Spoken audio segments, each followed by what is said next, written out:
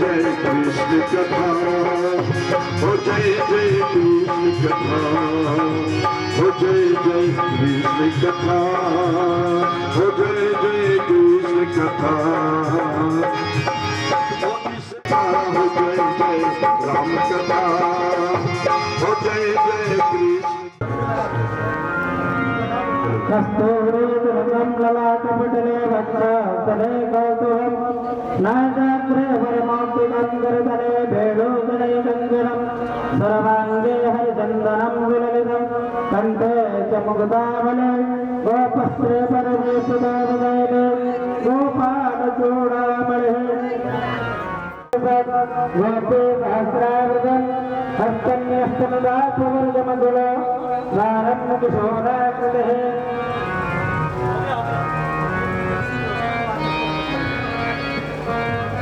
एक नारियल में बना दूंगी छोटा बना,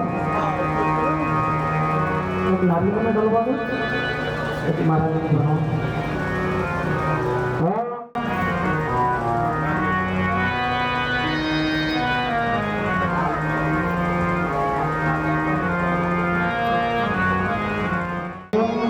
परिभव नमवेष्टरोहं तीर्थास्पदं देवरं चरुतं शरण्यं भक्त्याख्यं प्रकपालभवादिभूतं वन्दे शरणागते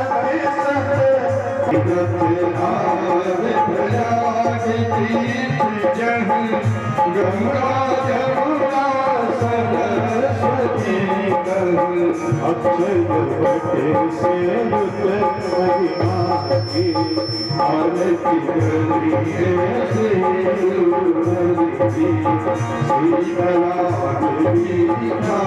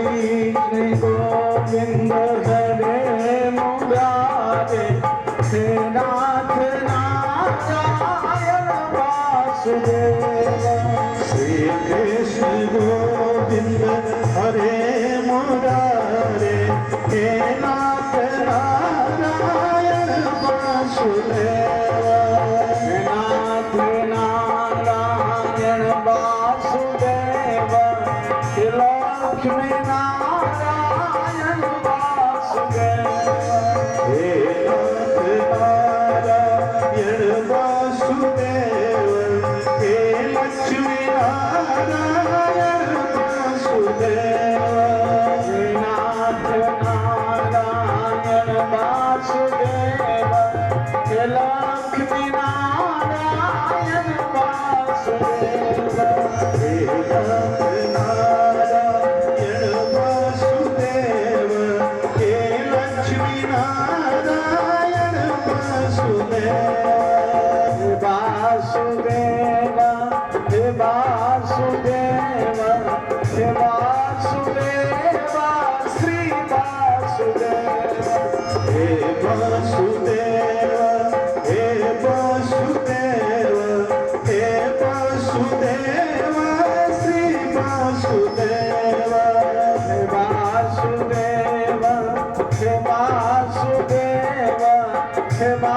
वासुदेव श्री वासुदेव हे वासुदेव हे वासुदेव हे वासुदेव श्री वासुदेव वासुदेव हे वासुदेव हे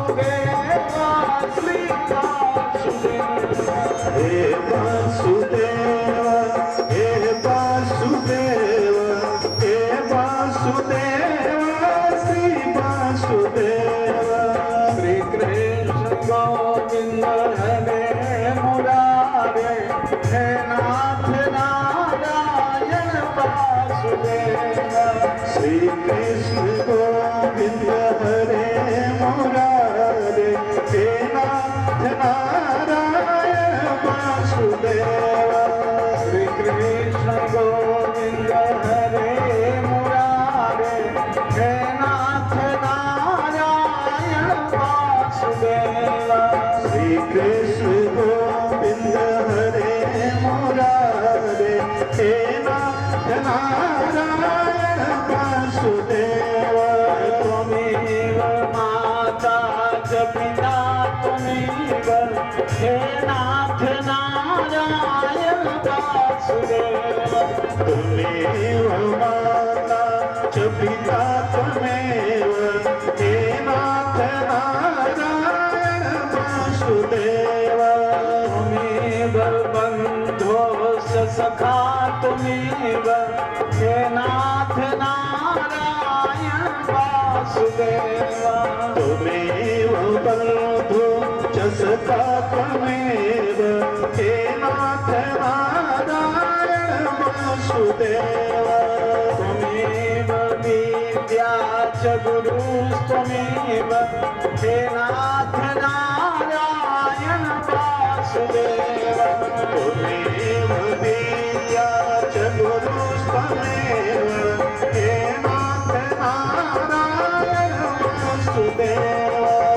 गोविंद मेरी यह प्रार्थना है बोलो न मैं नाम कभी तुम्हारा मैं नाम कभी तुम्हारा इस काम हो के दिन रात गाऊं गोविंद दामोदर माधव इस काम हो के दिन रात गाऊं गोविंद दामोदर माधव देहांत काले तुम सामने हो बंसी बजाते मन को लुभाते देहांत काले तुम सामने हो बंसी बजाते मन को लुभाते गाता यही मैं तननाथ त्यागो गोविंद दामोदर माधव गाता यही मैं तननाथ त्यागो गोविंद दामोदर माधव माता यशोदा हरि को जगाने जागो उठो मोहन नैन खोलो माता यशोदा हरि को जगाने जागो उठो मोहन नैन खोलो द्वारे खड़े गोप बुला रहे हैं गोविंद दामोदर माधव द्वारे खड़े गोप बुला रहे हैं गोविंद दामोदर माधव जाने तू सोचो मन में विचारो क्या साथ लाए अरुले चलो अरे तू सोचो मन में विचारो क्या साथ लाए अरुले चलोगे तेरा यही है हरि नाम गालो गोविंद दामोदर माधव बेला यही है हरि नाम गालो गोविंद दामोदर माधव गोविंद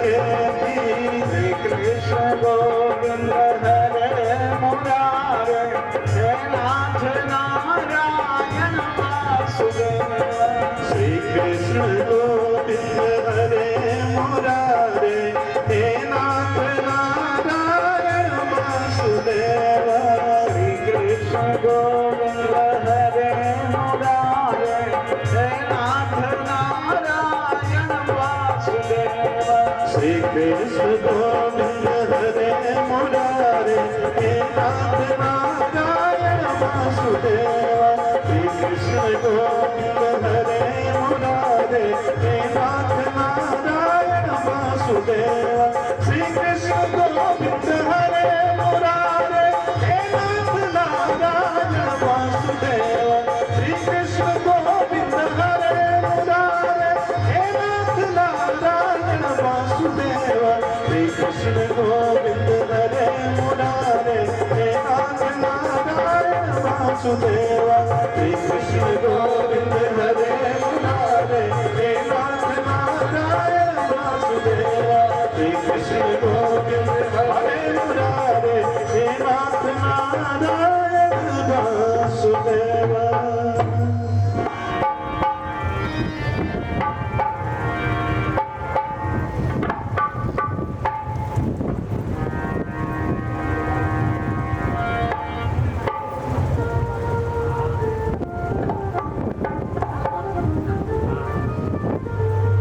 कलश यात्रा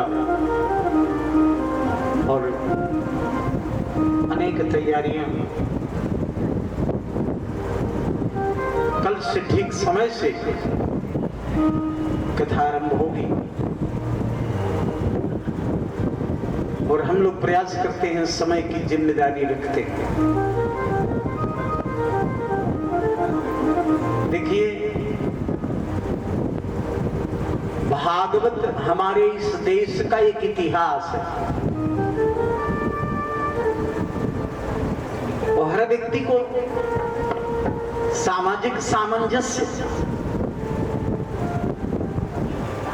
परस्पर नियत एक दूसरे का आदान प्रदान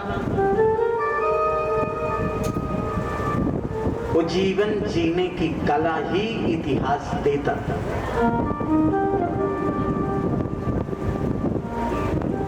इस इतिहास में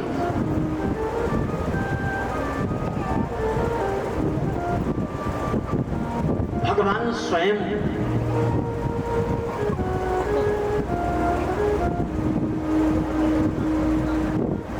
अपने सुयश की प्रतिष्ठापना करके अंतर्हित हो गए।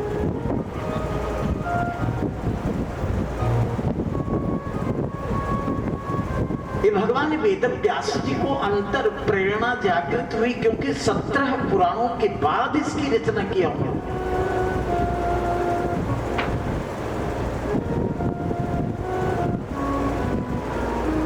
और मेरा तो मानना है भगवान कहते हैं मैं किसी के कान में ये बात नहीं कहता कि क्या करना चाहिए क्या नहीं करना चाहिए। ये तो इतिहास पुराणाभ्याम पंचमो वेद उच्यते, वेद ही मेरा आदेश है। और इतिहास और पुराणों के मध्य इस अनुशंसात्मक ग्रंथ की रचना केवल इसीलिए व्यास जी ने किया। और किसी अनुष्ठान में ज्यादातर हमारे हिंदुस्तान में ब्राह्मण समाज में वृद्धावस्था में अंत में भागवत का आयोजन करके अपने पूर्वजों से ऋण होने की याचना कर।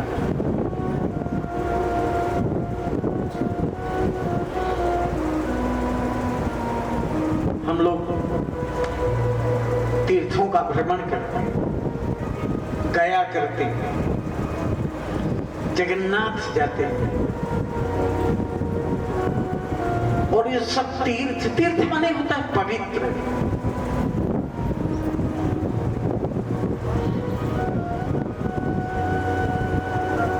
तीर्थों की यात्रा से मेरा जीवन भी तीर्थ हो जाए। असत कर्मों की प्रवृत्तियां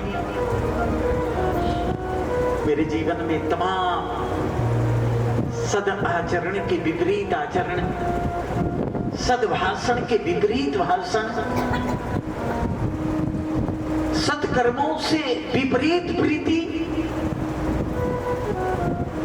जीवन भर होते हुए। और लोग कहते हैं कि अधर्म और अन्याय की नीति में चल करके व्यक्ति अंत में पछतावा कर ले। मैंने गलत किया,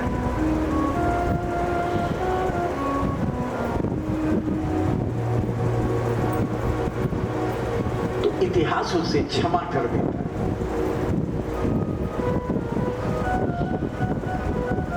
और कोई क्षमा करे चाहे न करे, हमें विश्वास होता है कि अंत में मैं अपने मार्ग में आया। विश्वास है कि मैं अपने जीवन के कल्याण का मार्ग सुनिश्चित कर चुका हूं। ग्रंथ भागवत जी का ये ग्रंथ 18,000 श्लोकों का, 335 अध्याय हैं इसमें, 12 स्कंद हैं इसमें। इसके सुनने से मिलता क्या है? इसके 6 अध्याय में भगवान वेद व्यास जी स्वयं पद्म पुराण में लिखे।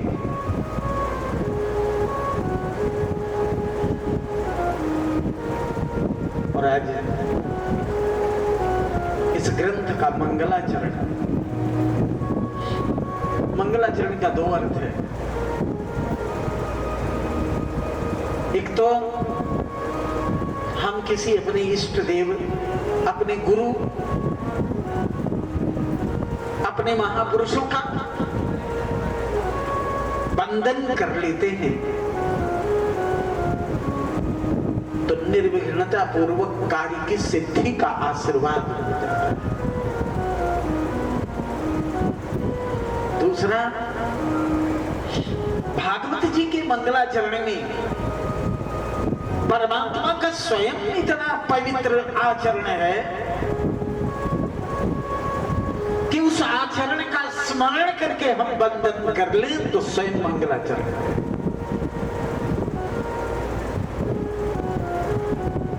इसलिए बड़ा सुंदर श्लोक व्यास जी प्रस्तुत करते हैं। सच्चिदानंद रूपाय विश्वोत्पत्त्यादि हेतवे तापत्रय विनाशाय श्री कृष्णाय वयं नुमः।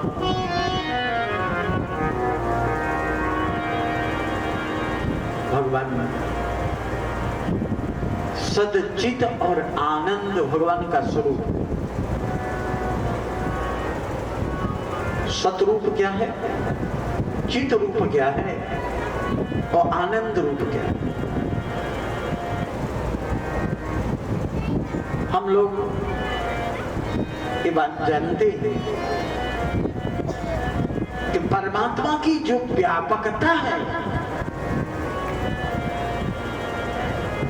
उस समग्र सृष्टि में जड़ चेतन के रूप में है। ऐसा कोई प्राणी नहीं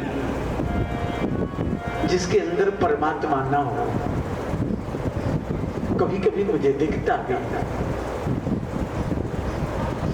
ऐसा कोई जड़ नहीं, वृक्ष, पशु, पक्षी,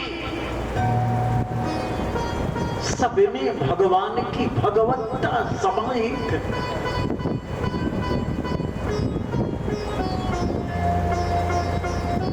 अपने हम हृदय को ठीक कर लेंगे, अपनी मान्यता को ठीक कर लेंगे, अपने विवेक को ठीक कर लें तो परमात्मा की व्यापकता दृष्टिगोचर होगी।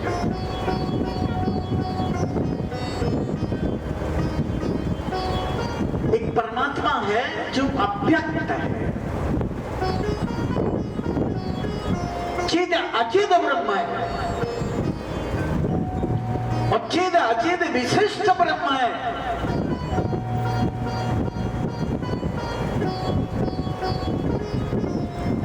भगवान दृष्टिगोचर होता है वो भी भगवान है। भगवान अंतर्यामी रूप से हृदय में स्थित है वो भी भगवान है।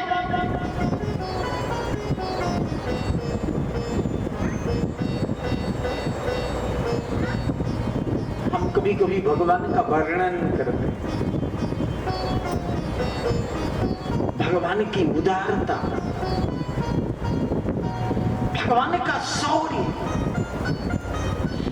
भगवान का पराक्रम, भगवत सुयस वर्णन करते करते हमारी वाणी काम करना बंद कर जाती है और हम उसके सीमा तक नहीं पहुंच पाते। जो वर्णनातीत कहते हैं, जो निधिध्यासनातीत, दर्शनातीत, श्रवणातीत,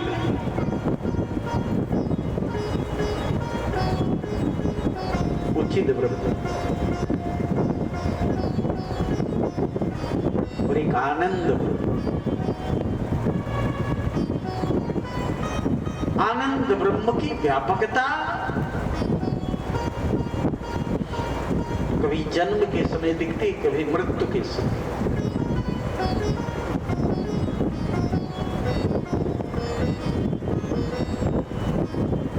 राजा दशरथ ने जब श्रवण किया कि राम जी आए, सबसे बड़ा आनंद आया। गोस्वामी जी भी लिखते हैं, दशरथ पुत्र जन्म सोनि काना, दशरथ पुत्र जन्म सोनि काना, माना ब्रह्मा नंद समाना, माना ब्रह्मा। भवन बनवा लेते हैं, उस भवन में अनेक साधन सुविधा बना लेते हैं, बड़ा आनंद आता है। एक वाहन खरीद लेते हैं, उसमें बहुत परिवार फैमिली विद फैमिली चलते हैं, परिवार सहित चलते हैं, बड़ा आनंद आता है। लेकिन मित्रों, ये जितने आनंद के साधन हैं ये सब नाशवान है, क्योंकि संसार की सारी वस्तुएं नश्वर है, नाशवान है। आज है कल भी रहेगा, इसका कोई भरोसा नहीं।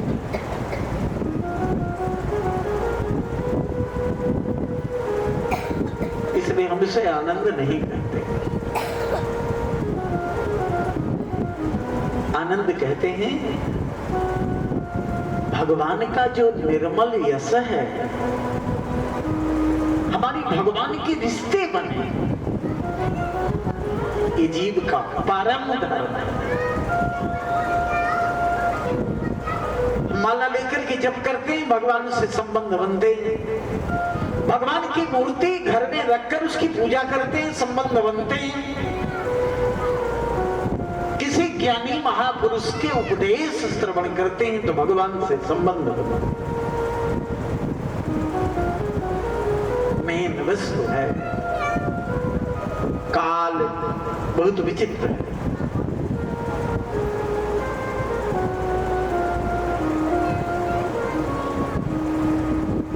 हमारे कभी कभी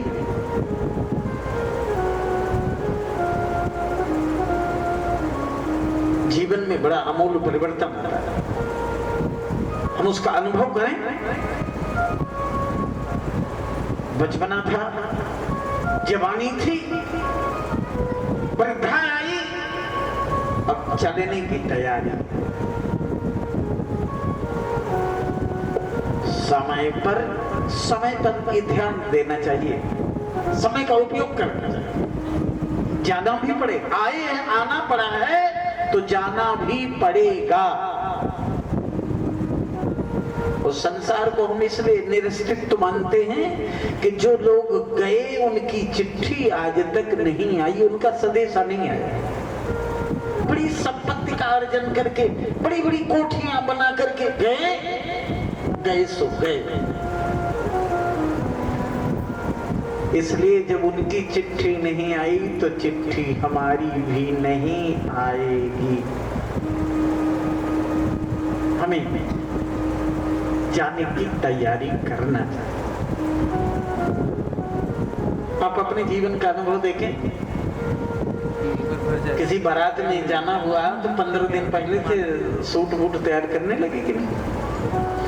कभी रिश्तेदारी में जाना हुआ तो मायके जाना हुआ, बहन के यहाँ जाना हुआ, किसी सगे संबंधी के यहाँ जाना हुआ तो हमने तैयारी किया। लेकिन एक ऐसी भी यात्रा है जहां जाने के बाद लौटना नहीं है। जद गत्वा न निवर्तन्ते, भगवान स्वयं कहते हैं जहां जाने के बाद कोई आता ही नहीं, उसकी कोई तैयारी नहीं, ये उसकी तैयारी है, ये जाने की तैयारी है। इसलिए सच्चिदानंद रूपाय कहा, तीन भगवान के तीन स्वरूपों का सृजनात्मक शैली, पालनात्मक और लयात्मक, ये तीन अव्यवहित गति से, अव्याहत गति से संचालित है। हमारे आंख के देखते देखते कितने लोग जन्म लिए, कितने लोग सयाने हो गए हैं, अभी कितने लोग वृद्ध हो गए हैं और कितने लोगों की विदाई भी हो गई। हमारा मन नहीं मानता। भगवान व्यास जी भी लिखते हैं, अनन्यानि भूतानि गच्छन्ति अवसादनम्। रात दिन तैयारी हो रही है, रात दिन प्रस्थान हो रहा है, लेकिन हम मानने को तैयार नहीं है। कहते हमारा अभी नंबर नहीं, अभी हम नहीं। अच्छा, आपका कब होगा? हम अपनी काल को देख के भी आंखों में पर्दा डालते हैं, हमको न दिखाई पड़े कि हमको जाना पड़ेगा। हम जाते हैं, शमशान तक पहुंचाते भी हैं, लाह की तरह जलते शरीर को देखते भी हैं। कभी कभी मुझे याद भी आता है कि मेरी भी यही स्थिति होगी जो हो रही है, लेकिन उसको मिटाने के लिए हम संसार वालों को भी सिखाते हैं, भैया अब उनसे मुलाकात न हो, भूलने का प्रयास करो।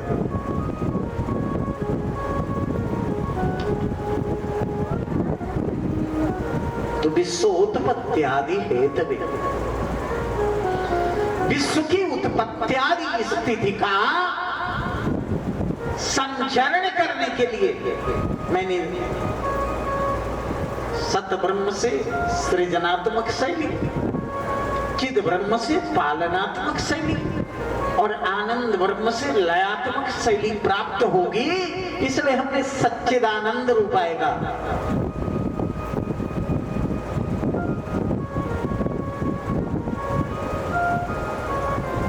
केवल इतनी सी नहीं, केवल सद ब्रह्म का संस्मरण कर लेते तो पालनात्मक, सृजनात्मक, पालनात्मक और लयात्मक अपने आप सामर्थ्य प्राप्त हो जाता। बेकार आपने तीन का नाम लिया। कहा नहीं, आगे समाज की कुछ व्यथा भी।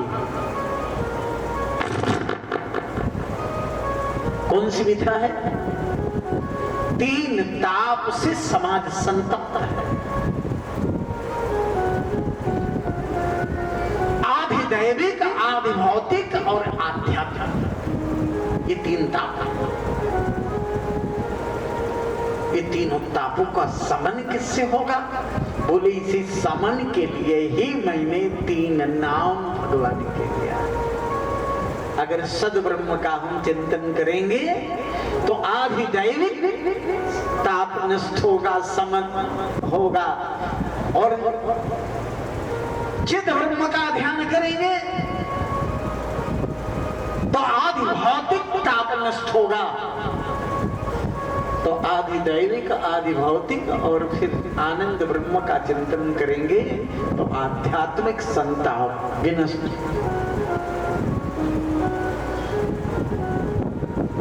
का महाराज आप कहते हो, सब पढ़े लिखे लोग ये कहते हैं कि अगर परमात्मा आनंद का केंद्र बिंदु है,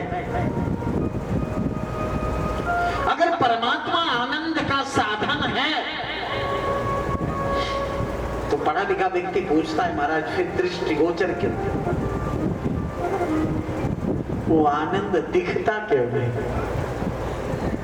हाय कितने लोग तो कहते भगवान आएंगे, अगर भगवान होते तो दिखते नहीं। बोले मंदिर में, बोले मैं, इसको हम मान लें। आपके घर में कितनी वस्तुएं पड़ी हैं जो हैं और दिखती नहीं? आपके पास में कितनी वस्तुएं हैं जो दिखती नहीं है? हम मान लें नहीं है? नहीं। बहुत सी सामग्री संसार में है जो दृष्टिगोचर नहीं होती, तो हमको नहीं मानना चाहिए को नहीं है। और एक आप उदाहरण दीजिए, आप सभी दूध पान करते हो, दूध। अच्छा ईमानदारी के साथ बताओ दूध में है क्या? दूध कोई सार्थक पदार्थ नहीं है। दूध में जो चीज है, 2 चीज, एक तो घी और दूसरे छाछ। वो जब गाय के स्तन से निकला तो दूध, लेकिन उसका विभाग वहीं से हो गया। दूध में घी है, जब घी निकल आएगा तो दूध छाछ बन जाएगा, मट्ठा बन जाएगा। ये सच बात है, हमने निकाल के देखा। लेकिन सज्जनों, दूध में घी होकर भी घी दिखता नहीं।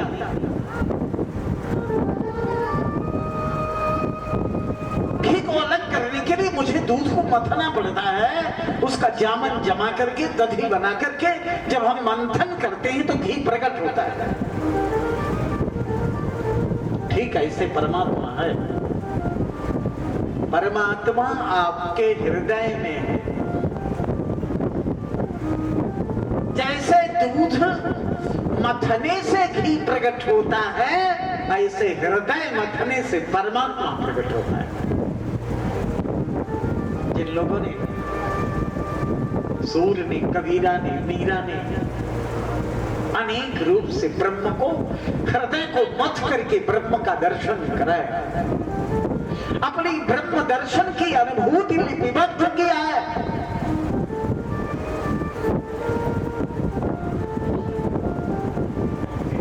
इसलिए भगवान आनंदमय है। इसके बाद भागवत की कथा का पहला श्लोक, ये तो मंगलाचरण है। पहला श्लोक एक स्थान, महात्मा में पहला श्लोक एक स्थान विशेष का ध्यान आकर्षण कराता है।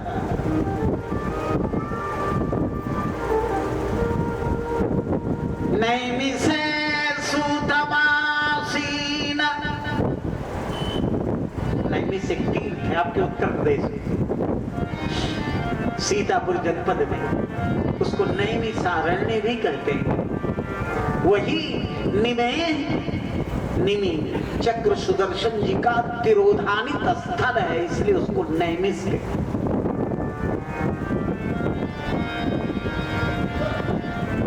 महाराज मनु जी हमारे इतिहास के आदि पुरुष, मनु से ही मनुष्य निष्पन्न हुआ। ये जो लोग कहते हैं ये मनुवादी है, ये मनुवादी है, वो मूर्ख है। ऐसा सृष्टि में कोई मानव नहीं है जो मनुवादी ना हो, क्योंकि मनु से ही मनुष्य निष्पन्न हुआ। बिना मन के मनुष्य ही नहीं। मनु जी सोच रहे हैं कभी विषय से विराट, बीत तो गए सारे दिन, बचपना और जवानी हवा की तरफ निकल गए, अब वृद्धावस्था आ गई। बसत भवन भा चौथपन, अब हृदय बहुत दुख लाग, जन्म गयो हरि भजन बिनु। ये हम लोगों को भी कभी अपने मन में आना चाहिए।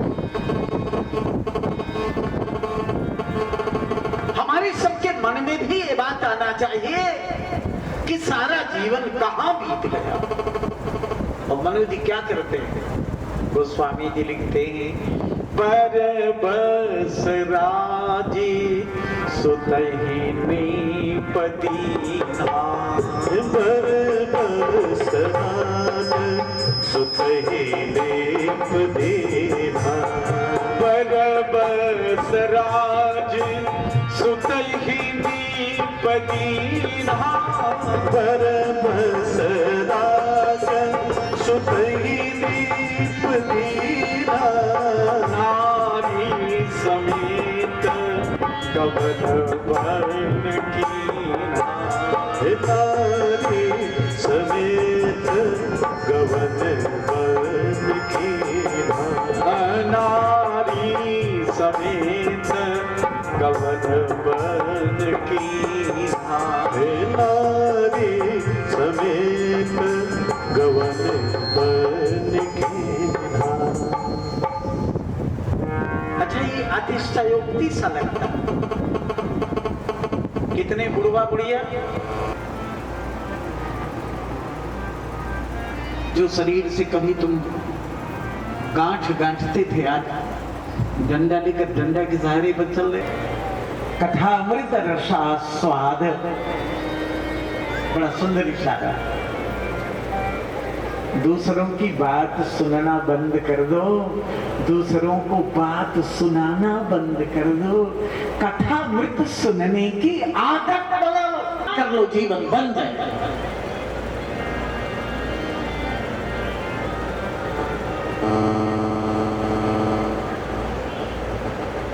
जब कभी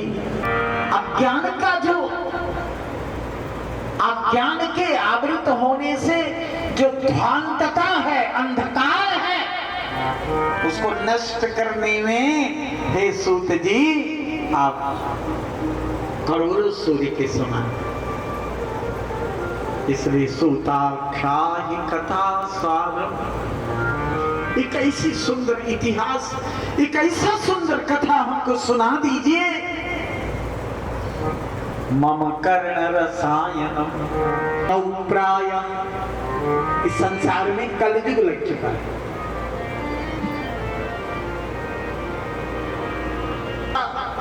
हमारा पहनावा, हमारा उठने बैठने का तरीका सब बदल गया। बाथरूम भी खड़ी खड़ी करना, ये कौन करता था? पशु करता था, ये कम मानव नहीं करता था। अब जो पशु करता था वो मेरे अंदर आता जा रहा है। अरे लेकिन वो पशु ही है, हमें मानना चाहिए कि वो पशु ही है। कहाँ सोना चाहिए, कब सोना चाहिए? आप कहते हो मेरा लड़का 2 बजे तक रात पढ़ा महाराज, इसलिए 8:30 बजे तक सोएगा। अब फिर वो अधिकारी हो जाता है, गजटेड पोस्ट पर चला जाता है, फिर 12 बजे तक सोता है।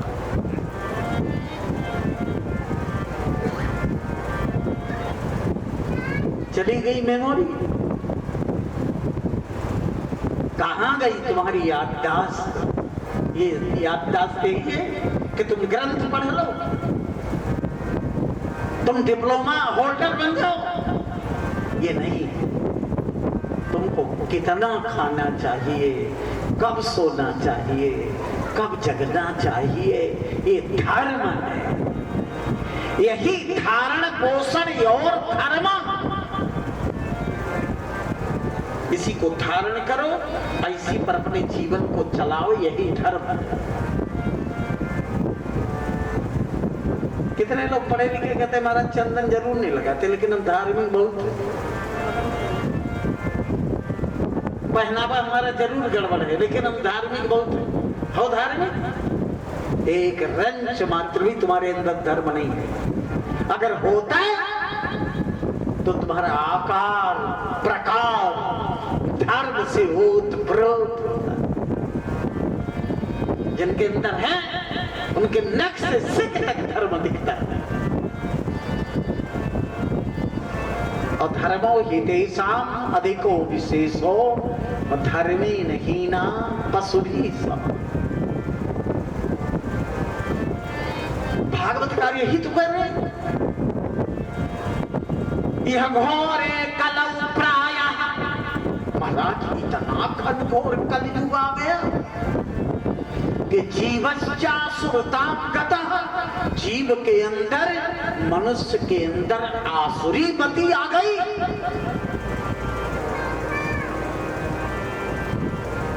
वो पशु हो गया, असुर हो गया।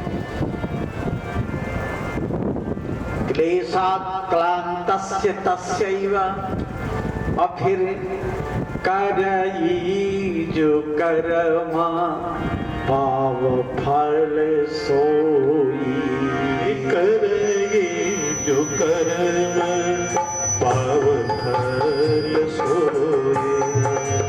हम केवल इतनी बात कर सकते हैं कि आप चाहे पुण्य करो चाहे पाप करो, जो करोगे उसका फल तुम्हीं को मिलेगा।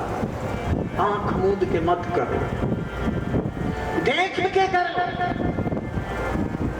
क्योंकि इसका फल तुम्हें भोगना पड़ेगा। ना भुक्तम क्षीयते कर्म कल्प कोटि सतैरव। करोड़ों कल्प बीत जाए, लेकिन तुम्हारे कर्म का फल बिना दिए तुम्हारा जीवन नहीं जाए। ना भुक्तम क्षीयते कर्म, बिना भोग के कर्म नष्ट नहीं। इसलिए क्लेशात् क्लान्तस्य तस्यैव। महाराज मैं यही जानना चाहता हूं कि क्लेश से जो समाज आक्लांत है, शोधने किं परायणम, इसका शोधन कैसे हो, शुद्ध कैसे? दुख का साधन मिल जाता था। 150 तोला सोना लोहा से बना लो, फिर एक बंगला बनवा लो, एक कार खरीद लो, और फिर और सब पशु की तरह जीवन जीते रहो।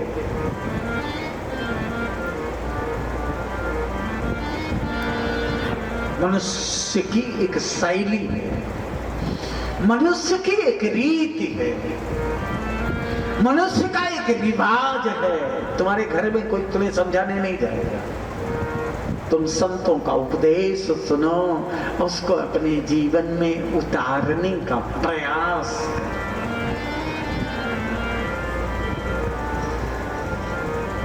ज्ञान का मार्ग सत्संग में मिलता है। इसलिए महाराज चिंतामणिर्लोक सुखम सुरद्रुह स्वर्ग संपदम, एक कल्पवृक्ष होता है, उसको छुआना भी नहीं पड़ता। उस पेड़ के नीचे आप पहुंच जाओ, जो जो मनोरथ करते जाओगे वो प्राप्त होता जाएगा।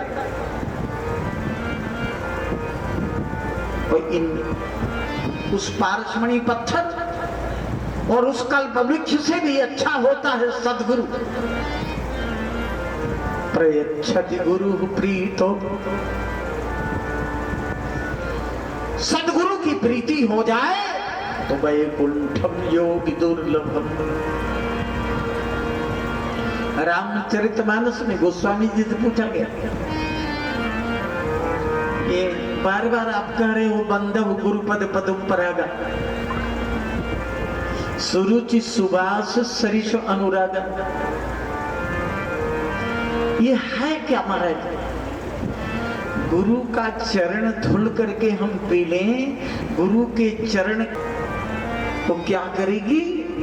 बोले आमिया मूरी में चूरन चारू, अमीया मूर में चूरन चारू, समान सकल भाव रुज परिवार, समन सकल भव रुज परिवार। संसार में सबसे बड़ी व्यापकता रुजता की। एक भी बाडी, इतने लोग बैठे हो, एक व्यक्ति मिल जाए कहते महाराज मेरे बाडी में कोई रोग नहीं है, मैं तैयार नहीं हूं सुनने। ये रुज परिवार संसार में आम तौर पर जन्म लेते ही सवार हो जाता है। ये जो हम भोजन कर रहे हैं ना, ये रोग की दवा है, क्षुधा नाम के रोग की दवा है भोजन। और जो रात दिन सोए रहे हैं ना, ये आलस्य दूर करने की निद्रा है। जब हम सो लेते हैं 2-4 घंटा, बड़ा स्वस्थ अपने को महसूस करते हैं। ये रोग की दवा,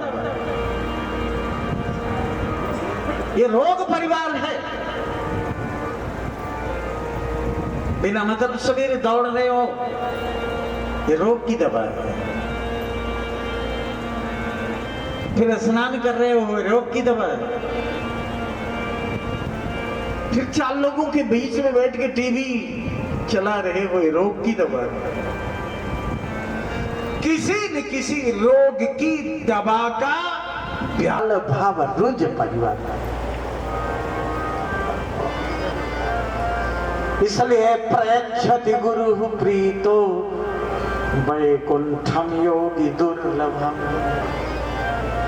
जो योगी दुर्लभ वैकुंठ है, यम नियम आसन प्राणायाम प्रत्याहार धारणा ध्यान समाधिष्ठान आदि योगों से प्राप्त होता है, वो गुरु की प्रीति से प्राप्त है।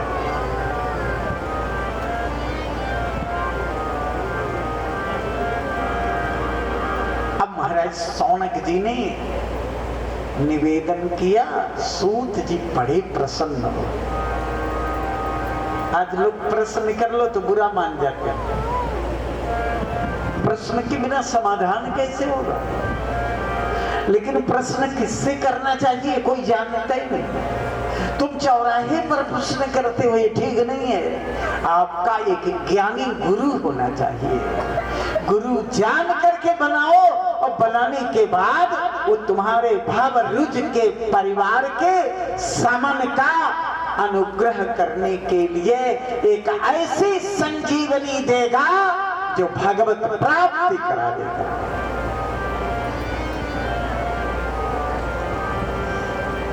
महाराज सूत जी प्रसन्न और कहते प्रीति ही सौनक चित्ते थे। हे सौनक जी, आपके चित्त से मुझे बड़ी प्रीति हो गई। अच्छा, क्यों हो गई? कहा इसलिए आप लोगों ने अपने जीवन में देखा होगा, कभी किसी से कुछ पूछ लो और ना बता पावे तो बड़ी प्रसन्नता होती। फिर मेरे प्रश्न का उत्तर इतने बड़ी ज्ञानी नहीं दे पाए।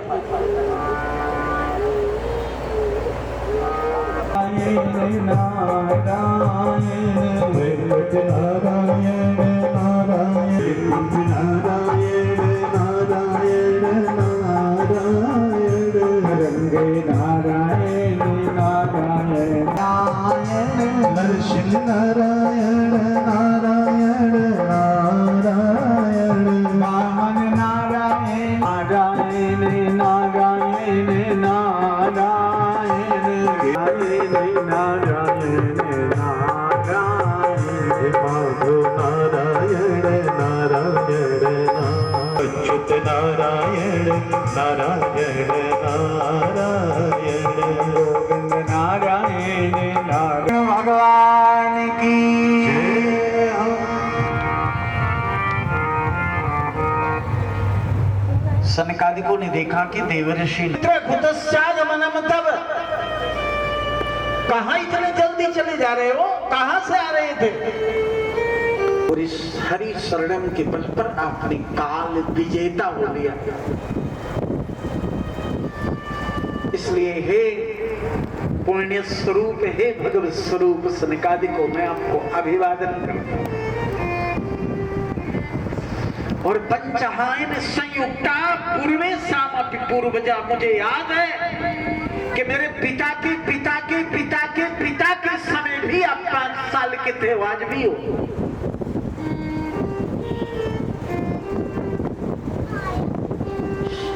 मैं एक बात आपसे बताना चाहता हूँ। कलयुग लग चुका है, आपको मालूम है? कली आ गया। कली में एक विशेषता, पाप भीतर हो गया है। कलयुग में पाप भीतर हो गया है। बाहर पाप अन्य युग में दिखता था, अब इतना लंबा सूटेड बूटेड लोग हो गए हैं कि पपवा दिखता ही नहीं। यही कलिकाल कठिन उर्गारी, पाप परायण सब नर नारी। सारा जीवन ही पाप से सन। सबसे बड़ा पाप है दोष दर्शन। मैं कथा वाचने आया हूं यहाँ, और आप लोग इतने श्रोता इकट्ठे हो, कल से हम पता लगाने लगेंगे कि ये कैसे हैं, ये कैसे हैं, ये कैसे हैं, ये कैसे। आप हमारा पता लगाना शुरू कर दोगे कि बाबा जी आए थे कथा वाचने, वो कैसे हैं। अगर कोई क्षेत्र हो तो उसकी छानबीन की।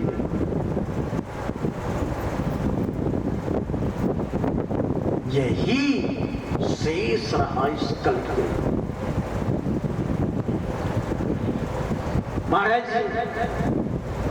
सनकादिकों से नारद जी ने कहा कि यही देखने में संसार में चला गया। और जब गया तो मैंने 4 नगर में देखा।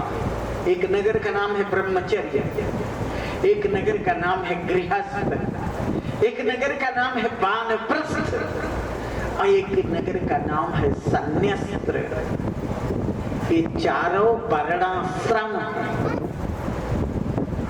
और अपना अपना अड्डा बना रखे हैं।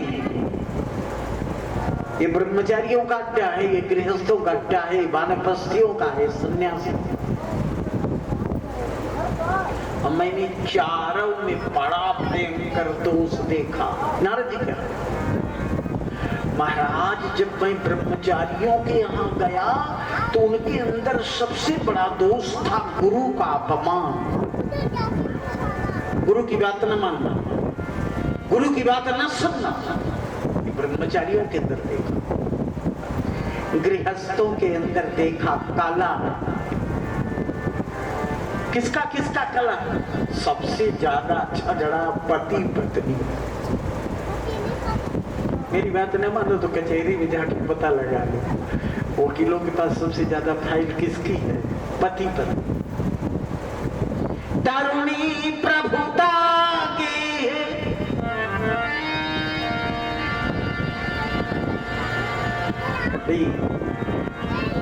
देखो, घर वाली एमटेक बीटेक करके आई है, पीएचडी करके आई है, एमबीबीएस करके आई है, बीएमएस करके आई है, तो क्या करेंगे? सबसे पहले घर का अस्तित्व बदलेंगे, अपने अपनी मुट्ठी में कब्जा किया। अगर उसको कब्जा नहीं मिला तो कोठी तुरंत बदल दे। अच्छा, अब क्या हुआ? और जब डिप्लोमा होल्डर 200 ग्राम लिपस्टिक लगा करके और केवल जामा पहन करके चलेगी तो किसी भिखारी को भीख थोड़ा देगी। भिखारी भीख पाना बंद हो गया, ये आश्रम टूट गया। तरुणी प्रभुता, बूढ़े लोगों का मालकाना जब तक रहेगा तब तक कम से कम इनको मरने का डर है ना। तो कोई भिखारी आता है, इनको दया लगती, भूखा न हो, लाओ एक मुट्ठी दे। और जवानगी के पास कोई जाएगा तो वो अपने श्रृंगार की सामग्री की व्यवस्था करेगी, क्यों भिखारी को देगा।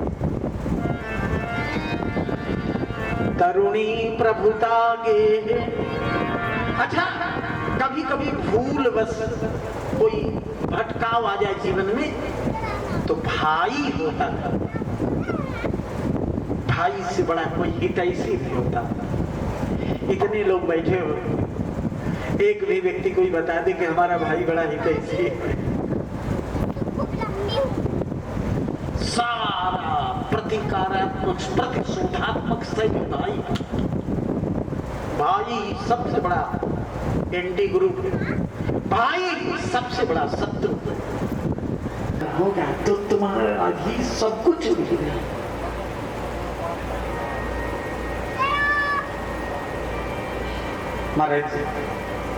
नारद जी कहते हैं मैंने गृहस्थ आश्रम त्याग दिया, वानप्रस्थियों के यहाँ गए। अच्छा, वानप्रस्थी लोग त्याग का अभ्यास करते हैं, वस्त्र त्यागने का अभ्यास, भोजन त्यागने का अभ्यास, इंद्रियों का प्रसाधन त्यागने का अभ्यास छोड़ करके वानप्रस्थी श्रृंगार में डटे, सजनी में डटे। इसलिए संचय ज्यादा हो रहा है। सन्यासी उसको कहते, कलयुग में सन्यास धर्म वर्जित इसलिए हुआ कि सन्यासी तब नगर में प्रवेश करते थे जब धुआं हो जाता था, ढाका हुआ बासी भोजन हो जाता था, तो दोपहर के बाद मधुकरी मांग के अपने उदर का भरण करते थे। अब सन्यासी बिना ताजा ग्रहण ही नहीं करते। अब सन्यासी को मांगने की जरूरत है, हर सन्यासी के पास करोड़ों रुपए नगद बैंक में है। इसमें उसको यांचा की क्या आवश्यकता है? ये महाराज वर्णाश्रम के नियम के विपरीत देखकर मुझे बड़ा विराग हुआ। हमने सोचा सब कुछ छोड़ के चलो बदरी जाए। जब बदरी बना रहा था ना, यहाँ आ रहा था, तो नारद जी ने कहा कि एक वृंदावन नाम का तीर्थ बना, वहां महिलाओं की एक सभा लगी थी। बहुत सी बहन बेटियां बैठी थी। अच्छा, कोई लोकल बहन बेटियां, ये सारी नगरियां स्त्री का रूप धारण करके वृंदावन में आई थी। उस सभा की नेता भक्ति थी। बहुत सी स्त्रियां देख करके हमने सोचा कि मुझे विषयों का संचय तो करना नहीं है, महिलाओं का भंडारण यहाँ है, चलो साइड से निकल करके हम चले। जब निकलने का प्रयास किए तो जो नेता बहन थी वो आवाज लगाने लगी, भो भो साधो क्षणम तिष्ठा। हे महात्मा जी, आप एक मिनट रुक, मत चिंता मपि नाशय। मेरे हृदय में एक चिंता है, उसको विनष्ट करके न ज्ञान है न वैराग्य। समाज ज्ञान वैराग्य भक्ति से रहित अपना जीवन व्यतीत करना चाहता है कि भगवत प्राप्ति कर लिया। एक सबरी नाम की शूद्रा बैल का भोग लगा के भगवत प्राप्ति कर लिया। तो भक्तिवान समझ करके भगवान नीच के भी घर चले जाते हैं। उदाहरण दे, नारद जी ने कहा, मैंने उदाहरण दिया। द्रौपदी च परित्राता जेन कौरव कस्मलात पालिता गोप सुंदरियः सकृष्णः क्वापिनो गतः। द्रौपदी महारानी कौरवों के परित्राण से जब उसका वस्त्र खींचा जाने लगा तो द्रौपदी का 5 मीटर की साड़ी थी, नग्न करने को दुर्जन तैयार थे, दुकूल पकड़ चुके थे।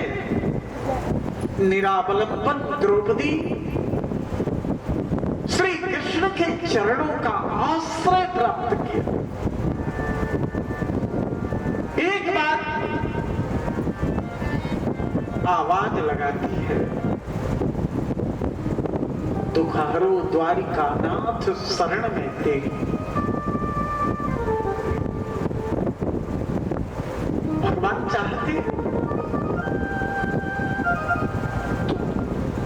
दुशासन को खुला चैलेंज दे सकते थे, एक टूक वस्त्र खींचने की हिम्मत न होती दुशासन के, लेकिन ठाकुर जी अंतर्हित जिसका सहयोग करते हैं दिखावा नहीं करते। भगवान वस्त्र के साथ जुड़ गए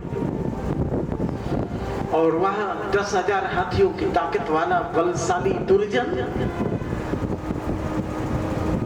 दुकूल छूट गया हाथ से, निराश्रित होकर धरती पर बिखर गया। यह जो है ब्रज की प्रजांगनाएं जो है भगवान से कामना करती, मेरे घर आना कन्हैया हो, तुम्हें जाने न दूंगी। मेरे घर आना कन्हैया हो, तुझे जाने न दूंगी। जाने न दूंगी तुझे, जाने न दूंगी, जाने न दूंगी तुझे, जाने न दूंगी। मेरे घर आना कन्हैया हो, तुझे जाने न दूंगी। मेरे घर आना कन्हैया हो, तुझे जाने न दूंगी। मेरे घर आओगे तो माखन खिलाऊंगी। मेरे घर आओगे तो माखन खिलाओ, तुझे जाने न दूंगी। मेरे घर आना कन्हैया हो, तुझे जाने न दूंगी। मेरे घर आना कन्हैया हो, तुझे जाने न दूंगी। मेरे घर आओगे तो नैनों में बिठाऊंगी। मेरे घर आओगे तो नैनों में बिठाओगे। पलकों पे बिठाऊंगी, नैनों में बिठाऊंगी। पलकों पे बिठाओगे, नैनों में बसाओगे। बंद कर लूंगी नजरिया कन्हैया, तुझे जाने न दूंगी। मेरे घर आना कन्हैया हो, तुझे जाने न दूंगी। मेरे घर आना तो लुक छिप के आना। मेरे घर आना तो लुक छिप के आना। लुक छिप के आना हो, लुक छिप के आना। लुक छिप के आना हो, लुक छिप के आना। कहीं लगे जाए ना नजरिया हो, तुझे जाने न दूंगी। कहीं लगे जाए ना नजरिया हो, तुझे जाने न दूंगी। मेरे घर आना कन्हैया हो, तुझे जाने न दूंगी। मेरे घर आना कन्हैया हो, तुझे जाने न दूंगी। मेरे घर आना कन्हैया हो, तुझे जाने न दूंगी। करने के लिए जलाशय में जाकर बैठे, अब यही प्राण त्याग दूंगा। तब तक एक बाबा जी रास्ते से निकल रहे थे, ब्राह्मण के आंखों का आंसू देखकर, ब्राह्मण देवता को देख करके बाबा जी लौट आए। अरे देवता रोते क्यों? बताया अपना दुखद समाचार। संत ने कहा कि जाने दो, तुम रो रहे हो ना बेटा के लिए, धन के लिए। इतने लोग बैठे हैं, सबसे पूछ लो, धन से और पुत्र से सुखी कितने लोग? सुतम कस्य धनम कस्य। 2-4 बेटे जिसके घर में है ना, बेटा बहू के झगड़े से परेशान है। जिसके नहीं है वो बिना पुत्र के परेशान है, जिसके 2-4 पुत्र हैं वो पुत्र से परेशान है, और धन जिसके नहीं है वो हाय हाय कर रहा है धन कहाँ मिल जाए, और जिसके है वो डर के मारे न सो रहा है न खा रहा है, उसी धन को ताका। देखा होगा काला धन निकालने वाली प्रक्रिया भी 3-4 साल के अंदर जितनी हुई आप लोगों को सब विधि, कितना कितना धन लोग गाड़े थे, कहाँ कहाँ से निकला, कैसे कैसे। अब उस जेल में सड़ रहे लोग धन के कारण जेल में। तो बड़ी अच्छी बात व्यास जी ने कहा, सुतम कस्य धनम कस्य। धन किसका हुआ, बेटा किसका? बड़ा उपदेश दिया, ऐसा करो तुलसी की माला गले बांधो, तीर्थों का परिभ्रमण करो, संतों का सत्संग करो, अच्छी नदियों में स्नान करो, देवालय में जीवन व्यतीत करो, मुक्त हो जाओगे, बेटा की जरूरत नहीं पड़ेगी। समझे? ब्राह्मण देवता ने कहा कि आपके ज्ञान की बात मेरे कपार से, सिर से 2 फीट ऊपर है, उड़ जा रही, अंदर धसी नहीं रही। बोले चाहते क्या? बोले महाराज दे सकते हो तो बेटा दे दो, और नहीं हमको मरने दो।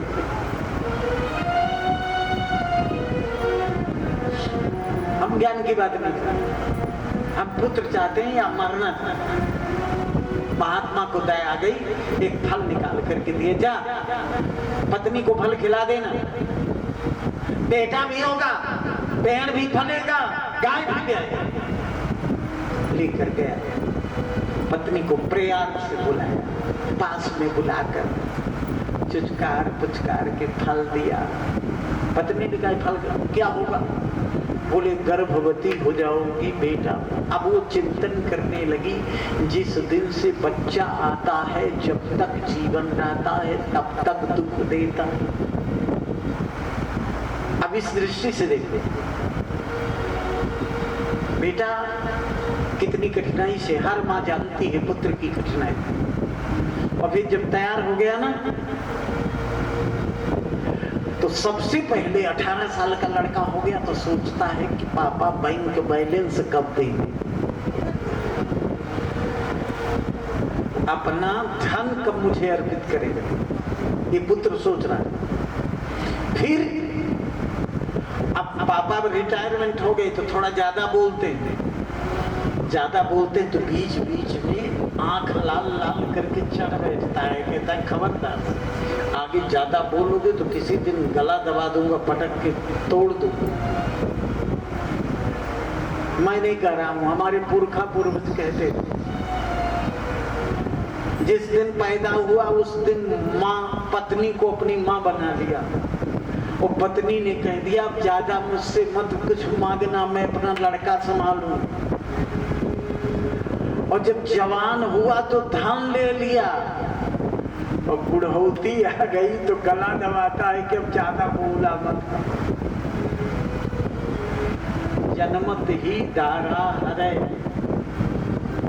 जवान भय धन ले, और वृद्ध भय वाणी हरे, पुत्र कौन सुख दे।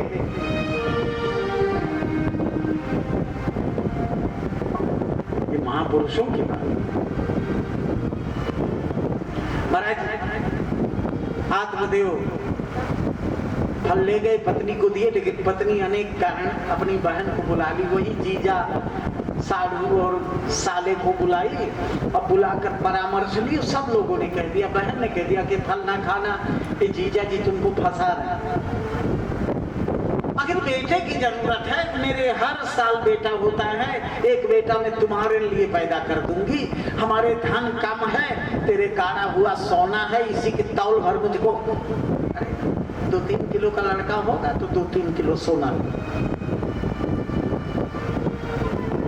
एग्रीमेंट और फल उसने गाय को खिलाया।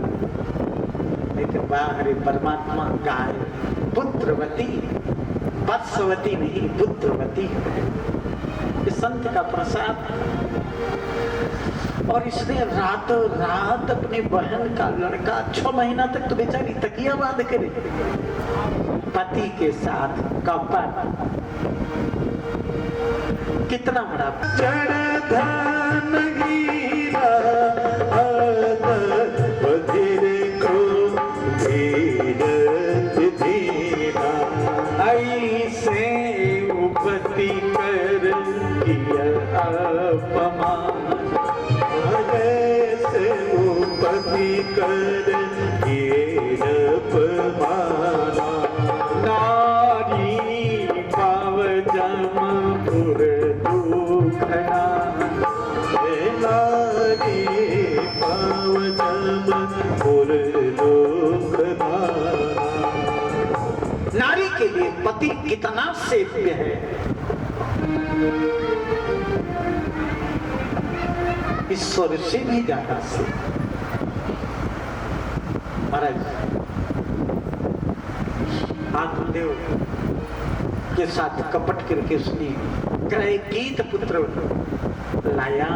और जब नामकरण पुत्र उत्सव होने लगा, नामकरण का आयोजन आया, तो उसने कहा कि देखो नाम मेरा प्रयास ज्यादा है, इसलिए लड़के का नाम मुझसे जुड़ा होना चाहिए।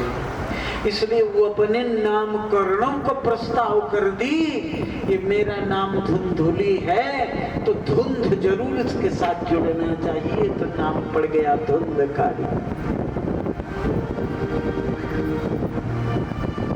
इधर गाय के जो बेटा हुआ था उसका गोकर्ण नाम। आत्मदेव को बड़ी शिक्षा दिया गोकर्ण जी ने। कहा कि पिताजी, महात्मा ने जो बात कहा था कितनी अच्छी कहा था, सुतम कस्य धनम कस्य। इसलिए ये अस्थि मांस और रुधिर का पिंड है शरीर। इस शरीर की आसक्ति और स्त्री पुत्र की आसक्ति पतन के गर्त में डालती है।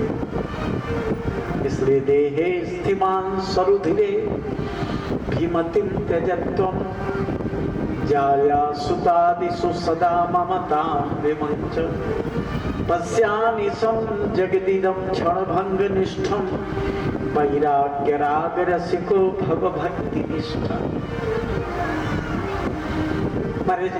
जब सयाना हुआ धुंधकारी ना, तो अब वो योजना बनाने लगा कि मुझे तो अपने इस घर में वेश्या चाहिए। हर पुत्र धुंधकारी हो गया है, सारी अपनी संपदा वेश्या, जो पत्नी धर्म का निर्वहन नहीं कर रही है वो वेश्या ही है। उस वेश्या के हवाले पूरा धर्म अर्पित कर। शरीर से प्रेम करने वाली तो वेश्या है, आत्मा पति को गिरने से बचा। मैंने बड़े बड़े पियाऊ पतियों को देखा, मदिरा पीते थे। उसकी घरवाली एक दिन तुलसी की माला पकड़ाई थी, जो मदिरा से छुड़ा के राम नाम में ढाल ले, उसको पत्नी कहते, जो पति को गिरने से बचा।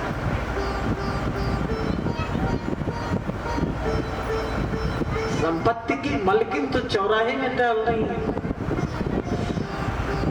500 ग्राम लिपस्टिक लगाकर चौराहे में खड़ी है, जाओ 2-4 करोड़ तो ले जाओ। शरीर का व्यापार है। पत्नी धर्म का निर्वहन तो धर्म पत्नी ही कर सकती। महाराज ऐसे हुआ 5 पत्नी खरीद के लाया, रुपए वाली, पंचपाण्य वधू व्रता। ये पांचों वासनाएं वेश्या में, रूप, रस, गंध, स्पर्श और शब्द, ये पांचों वेश्या है। ये जीवन को छल में डाला। इस कथा पर्याप्त है। एक भजन गाइए, आरती प्रसाद प्रस्थान। सफल हुआ है उन्हीं का जीवन जो तेरे चरणों में आ चुके। सफल हुआ है उन्हीं तेरे चरणों में आ चुके। न पाया तुझको अमीर बनकर, न पाया तुझको फकीर बनकर, उन्हीं को तेरे हुए हैं दर्शन जो तेरे चरणों में आए। सफल हुआ है उन्हीं का जीवन जो तेरे चरणों में आ चुके। सफल हुआ है उन्हीं का जीवन। इसके बाद आरती और फिर सामने खड़े करके नीचे से, हाँ सभी लोग कर लेंगे। बंधु बांधव जो आपके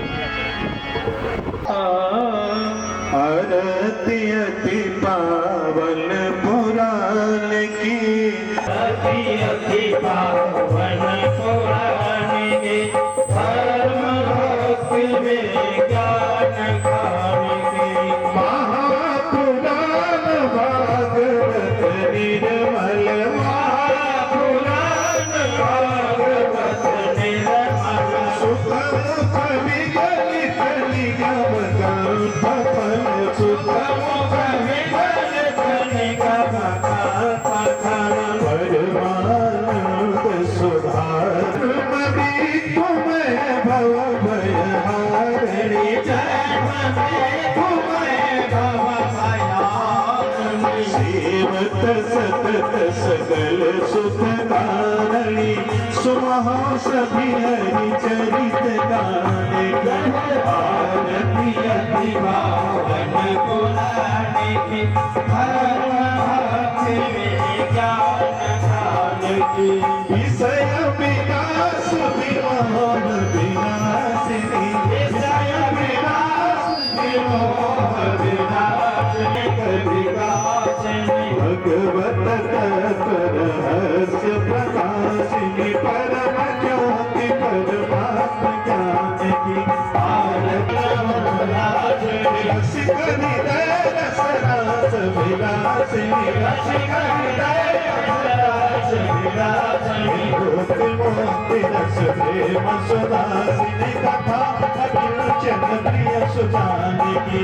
आरती अति पावन पुराण की, धर्म भक्ति में ज्ञान खान की, आरती अति पावन पुराण की, धर्म भक्ति में ज्ञान खान की, आरती अति पावन पुराण की, धर्म भक्ति में ज्ञान खान की, आरती अति पावन पुराण की, धर्म भक्ति में ज्ञान खान।